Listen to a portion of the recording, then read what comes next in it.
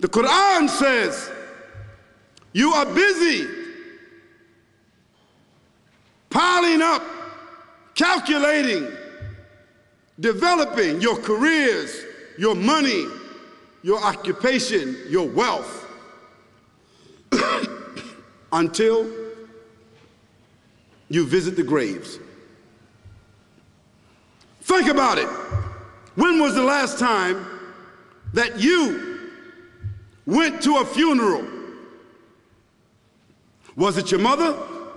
Was it your father? Was it your grandfather? Was it your uncle? Was it your cousin? Was it your friend? Was it your wife? Was it your husband? The last time that you visited the grave, when you went to a funeral and you saw that person whom you loved that was laughing, crying, live, boasting, wealthy, educated, denying, arrogant, whatever they were. What was the demeanor of the people when you walked in that funeral home? When that person was stretched out in their last suit? What was the demeanor? Were the people cracking jokes? Were they dancing? Were they clapping and singing songs? No. Silence. Melancholy. Trauma. Why? Because every person that walked in that room, seeing that person stretched out, the first thing they thought about was not the person. The first thing they thought about was that one day, this will be me. So Allah said, Alhaakumut takathur.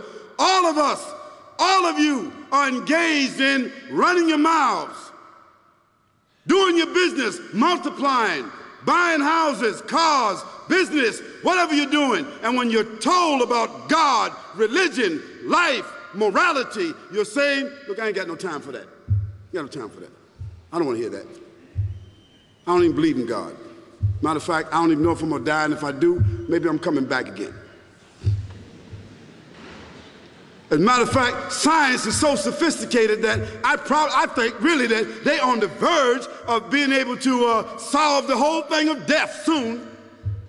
We ain't got to die. If we got enough money, we don't even have to die.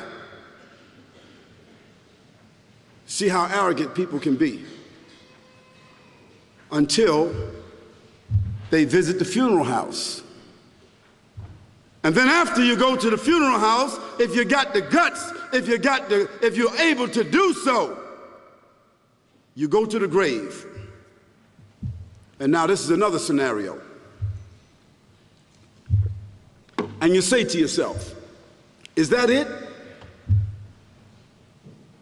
I mean, 50, 60 years, scraping, struggling, scheming, lying, stealing, fornicating, jumping up and down, begging, working, and this is the end of it? I mean, is this what's going to happen to me? Are they going to be dropping me into a hole in the ground? A hole in the ground, the same hole that a cat digs after it defecates. Just a little deeper.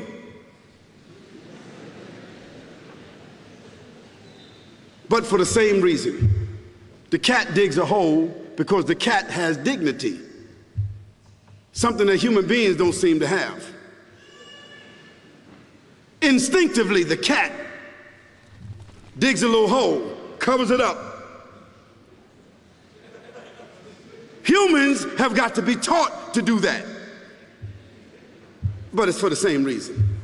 So you and I, we're going into a hole a little deeper than the one the cat dug. And all the people that's crying, pulling out their hair, screaming, almost acting like they falling in the thing with you. They want to just jump in there with you. Not really though, you know, it's all an act. Because ain't nobody really going to jump in there and stay in there. They don't love you that much.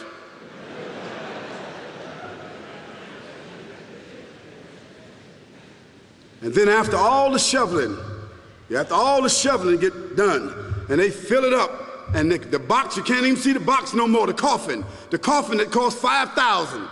I don't know what did they burn somebody in a $5,000 coffin for? I mean, if I was a funeral director, after they left, I would dig them back up and put them in another box and take that box back.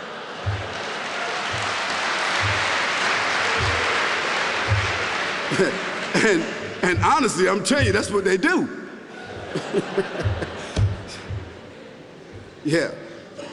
So after all the money and all the drama, and they dig that hole and put you in there and cover you up, and everybody goes back to the place, go back to mama's house or daddy's house or whoever's house, and we cook some chicken or whatever it is, and we do a little dancing and drink some scotch and forget all about that person, and then we want the lawyer to come now and talk about, divvying up the spoils.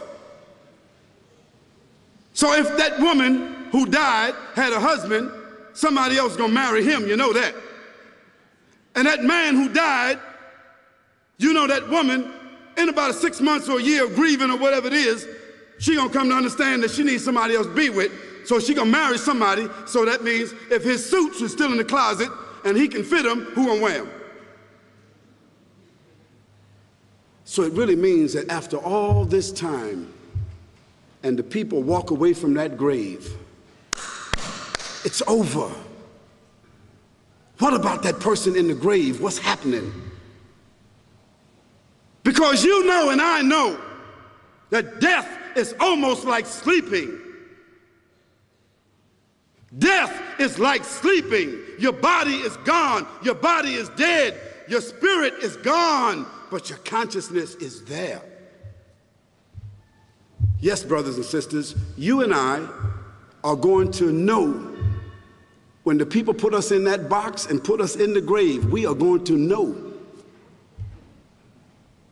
Your spirit is gone. You can't shout. You can't call out.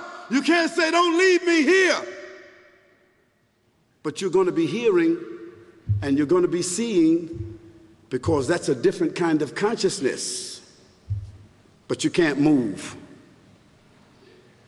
And in that grave, this is when the real trauma is going to begin.